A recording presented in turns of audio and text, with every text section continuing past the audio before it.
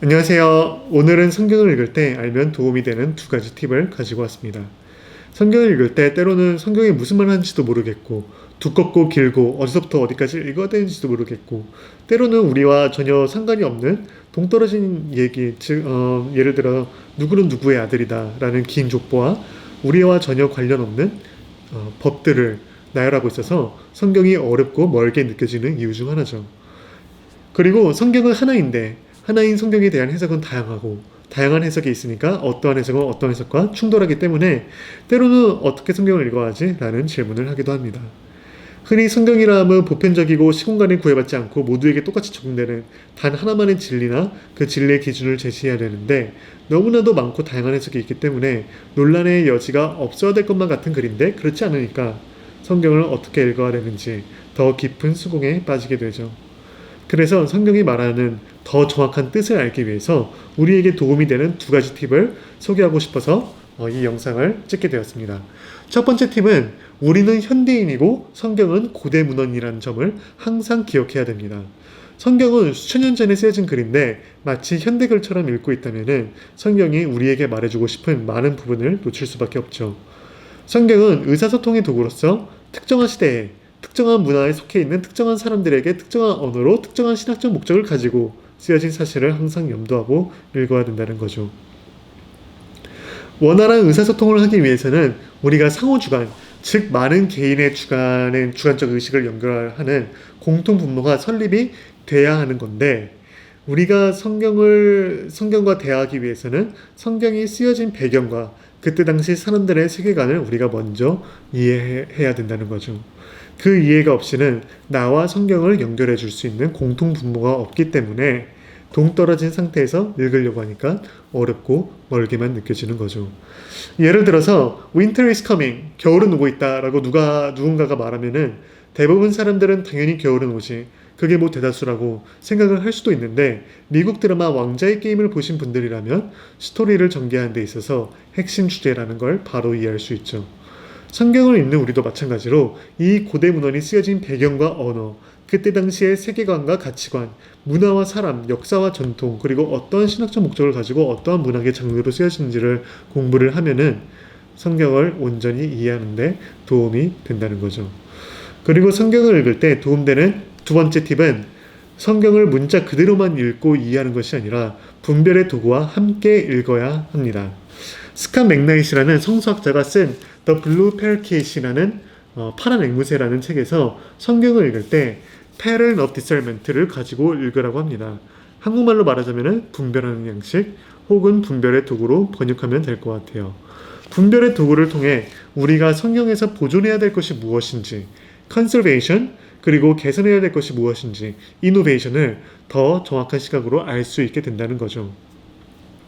분별의 도구는 다양해요. 예를 들어서 성경이 쓰여진 배경과 목적 등류가 분별의 도구가 될 수 있고 과학의 발견이 분별의 도구가 될 수 있고 사회의 진보나 역사의 성장과 법의 발전과 신학의 발달, 이 모든 게 분별의 도구로 작용될 수 있습니다. 분별의 도구가 어떻게 우리에게 성경을 읽을 때 도움이 되는지 논란의 여지가 많았던 주제들을 살펴가면서 알아볼게요. 예를 들어서 성경에서 말하는 세계관은 지구가 우주의 중심인 천동설을 말하고 있지만 과학의 진보를 통해 지구가 우주의 중심이 아닌 것을 알게 되었죠. 그렇다면 성경이 하나님의 말씀이고 하나님의 말씀은 절대적인데 성경의 천동설을 믿어야 되는 것이 아니냐라고 질문을 할 수도 있어요. 그렇다면 우리는 이렇게 대답할 수 있겠죠. 과학의 발견을 토대로 지구는 태양을 중심으로 회전한다는 사실을 인정합니다. 성경은 과학적인 사실을 증명하기 위해 쓰여진 책이 아닌 그때 당시 고대 사람들이 가지고 있던 세계관을 고스란히 솔직하게 담고 있는 하나의 문헌이며 하나의 이야기로서 특정한 신학적 메시지를 담고 있다라고 대답할 수 있죠. 여기서 말하는 분별의 도구는 과학의 발전과 창세기가 쓰여진 장르이며 우리는 이 분별의 도구를 통해서 성경에 대한 이해가 더 깊고 정확해진 것이죠. 또 다른 예로는 초대교회 시대에는 이방인들에게도 할례를 강요해야 되냐 마냐라는 논란이 있었습니다. 창세기에 나오는 하나님과 아브라함의 언약 관계에서는 모든 남자아이를 평생 할례할 것을 약속했는데 바울은 이 몇천 년 동안 이어져 온 전통의 규율에 관한 새로운 해석을 내놓습니다. 몸에 강하는 직접적인 할례가 아닌 할례가 상징하는 그 마음이 드러나는 의미와 뜻은 보존하되 새로운 마음을 뜻하는 세례가 할례를 대체하니 바울이 주장하기를 할례가 아닌 오직 믿음만으로 하나님과의 관계를 맺을 수 있고 하나님과의 언약의 관계에 들어갈 수 있다는 유대인 전통과는 다른 새로운 해석을 말해주고 있죠. 이 상황에서는 신학의 발전이 논리적인 사고가 그리고 이방인들을 품어야 하는 특수한 상황이 이 할례를 새롭게 해석하는 데 작용한 분별의 도구가 된 거죠. 아직까지도 많은 교회 안에서 여자 목사님의 안수나 섬김의 자리에 대해 논란이 많습니다. 성경에 그렇게 쓰여 있는 것 같기도 하고요. 바울이 쓴 편지의 특정한 구간을 보면은 교회 안에서는 여자는 침묵으로 배워하고 말하는 것이 허락되지 않고 복종해야 한다는 말이 나와 있습니다. 가부장적인 관점에서 볼 때, 전통적인 관점에서 볼 때는 이러한 가르침은 돌이킬 수 없는, 바뀌면 안 되는 교회를 향한 하나님의 이상적인 계획이며 영구적인 원칙이라고 말합니다. 하지만 바울이 이 편지를 썼을 당시 그 배경을 보면은 가부장적인 관점에서 말하고 있는 문제적 해석이 정확하지 않다는 점이죠. 바울의 신학적 견해는 전혀 다르다는 것을 알 수 있죠.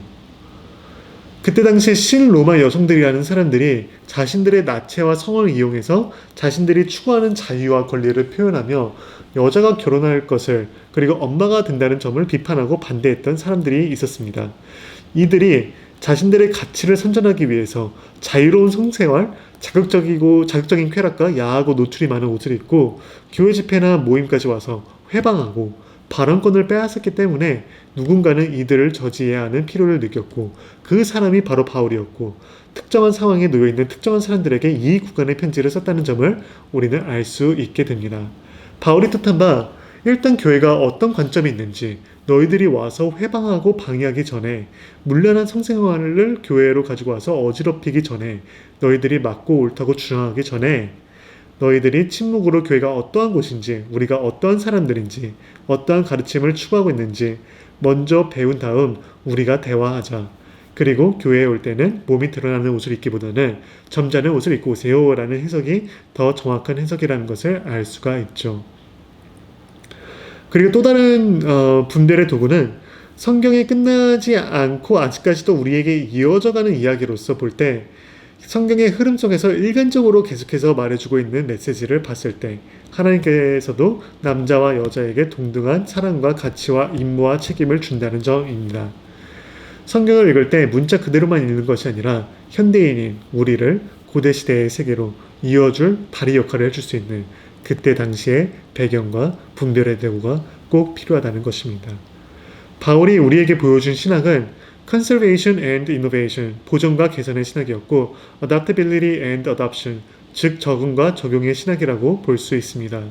성경을 읽을 때 도움되는 두 가지를 주제로 나눠봤는데 종합하자면은 먼저 우리는 현대인이고 성경은 고대 문화로서 우리를 성경과 연결해 줄 수 있는 공통 분모가 필요한데 그것이 바로 문자가 쓰여진 배경, 즉 텍스트의 컨텍스트를 알아야 되고 두 번째로는 적절한 분별의 도구를 사용할 줄 알면은 우리는 성경의 뜻을 조금 더 정확하게 이해하는데 도움이 된다는 거죠.